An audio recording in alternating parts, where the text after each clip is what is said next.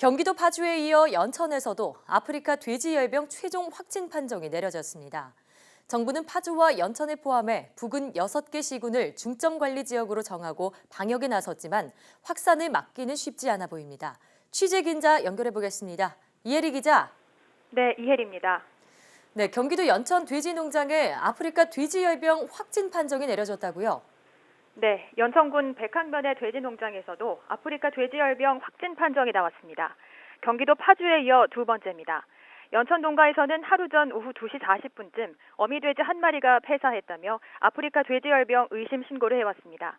농장 관계자는 죽은 돼지가 2, 3일 전부터 식욕 부진 증세를 보였다고 말했습니다. 이 농장에서는 돼지 4,700여 마리를 기르고 있습니다. 파주 농장과 마찬가지로 남은 음식이 아닌 사료를 먹이고 있었고 전염원으로 꼽히는 야생 멧돼지를 막기 위한 울타리도 설치돼 있습니다.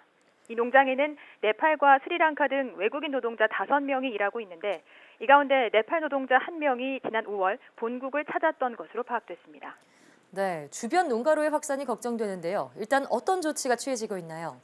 네, 우선 부근 3km 이내의 돼지 농장은 모두 3곳이 있고 돼지 만여 마리를 기르고 있습니다. 방역당국은 이 돼지들을 모두 살처분할 예정입니다. 확진 농장 주변에는 출입 제한과 방역 조치가 이루어지고 있습니다. 이 농장은 파주 농장과 직선거리로 30km 정도 떨어져 있습니다. 연천과 파주 농장 사이에는 그동안 축산과 관련한 차량의 이동이 없었고 농장주나 직원들의 접촉도 없었던 것으로 조사됐습니다.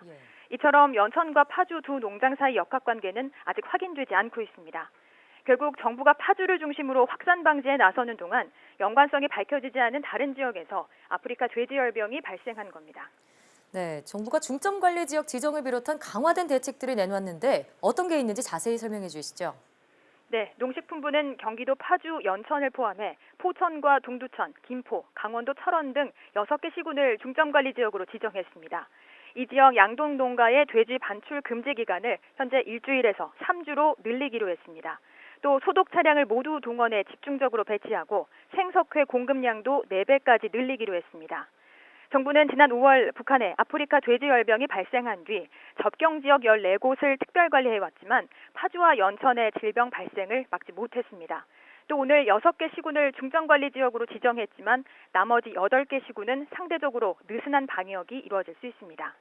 17일 파주에서 첫 발생이 있었을 때 좀 더 넓은 지역에 강력한 확산 방지책을 폈다면 추가 발생을 막을 수 있었지 않겠냐는 지적이 나오고 있습니다. 지금까지 YTN 사이언스 이혜리입니다.